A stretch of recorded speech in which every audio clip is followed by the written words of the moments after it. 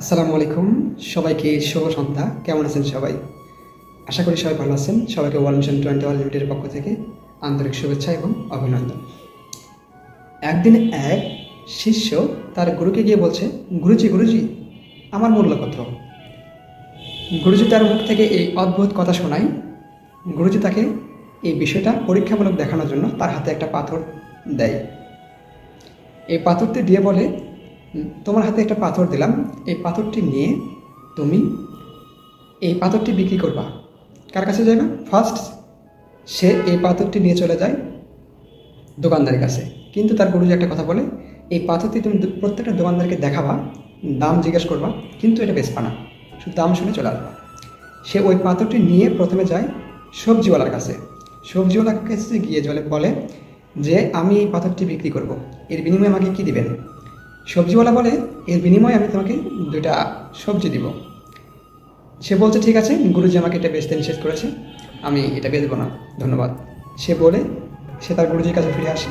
গুরুজি বলে, ঠিক আছে, তুমি আরও একটা দোকানের কাছে যাও। সে এবার চলে যায়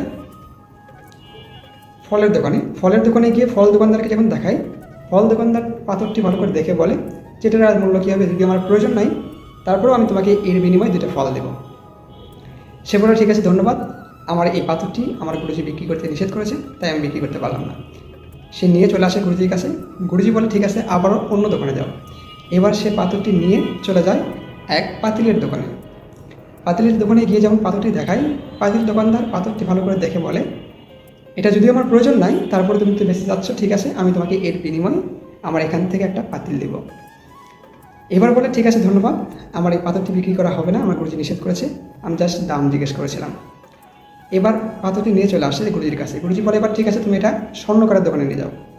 যখন সে পাথরটি স্বর্ণকারের দোকানে নিয়ে যায়, স্বর্ণকার ওই পাথরটি ভালো করে দেখে অবজার্ভ করে সে বলে, আসলে এই পাথরটি নেওয়ার মতো অ্যাবিলিটি আমার নেই, এটার যে দাম, এটার যে মূল্য হবে, এটা নেওয়ার মতো অ্যাবিলিটি আমার নেই। সে অবাক হয়ে যায় যে পাথরটির দাম সবজিওয়ালা দিতে চাইলো মাত্র 2টা সবজি, ফলওয়ালা দিতে চাইলো মাত্র 2টা ফল, পাতিলওয়ালা দিতে চাইলো 2টা পাতিল। সেই পাথরের দাম এত বেশি যে স্বর্ণকার বলতেছে, আমি এটা নিতেই পারবো না। সে বলছে, ঠিক আছে, ধন্যবাদ, এই পাথরটি বিক্রি করা যাবে না, আমি শুধু দাম জিজ্ঞেস করতে চাইছিলাম। এবার সে পাথরটি নিয়ে চলে যায় গুরুজির কাছে। গুরুজি বলে, ঠিক আছে, তুমি এই পাথরটি নিয়ে চলে যাও হীরার দোকানে। যখন সে হীরার দোকানে নিয়ে যায়, হীরার দোকানদার সে পাথরটিকে দেখতে পেয়ে দারুণ খুশি, এবং সে পাথরটিকে খুব অবজার্ভ করে সুন্দরভাবে দেখে সে আসলে বুঝতে পারে যে এটা একটা ডায়মন্ড। এবং সে তাকে বলে, এই পাথরটির মূল্য এই পুরো শহর বেচলে এই পাথরটির মূল্য হবে না, এই পাথরটির এত মূল্য যে পুরো শহর বেচলে এই পাথরটির মূল্য দেওয়া যাবে না, তাও কম হয়ে যাবে। সে ছেলেটি অবাক। এবার ওই ছেলেটি ওই হীরার দোকানদারকে বলে, ধন্যবাদ, এই পাথরটি বেচতে নিষেধ করা আছে, তাই আমি বেচতে পারলাম না। তো ওই পাথরটি নিয়ে আবারও তার গুরুজির কাছে আসে। গুরুজি এবার বলে, দেখো, এই পাথরটি এটা একটা ডায়মন্ডের পাথর। এই পাথরটি আমি তোমাকে দিয়েছি, তুমি যখন এই পাথরটি নিয়ে সবজিওয়ালার কাছে গেছো, সে এটার মূল্য বুঝতে পারেনি, সেজন্য সে তোমাকে তার মাত্র 2টা সবজি দিতে চাইছে। যখন তুমি ফলওয়ালার কাছে নিয়ে গেছো, ফলও এটার মূল্য বুঝতে পারেনি, সেজন্য তোমাকে অনলি 2টা ফল দিতে চাইছে। যখন তুমি এটা পাতিলের দোকানে নিয়ে গেছো, সেও এটার মূল্য বুঝতে পারেনি, সে তোমাকে একটা পাতিল দিতে চাইছে।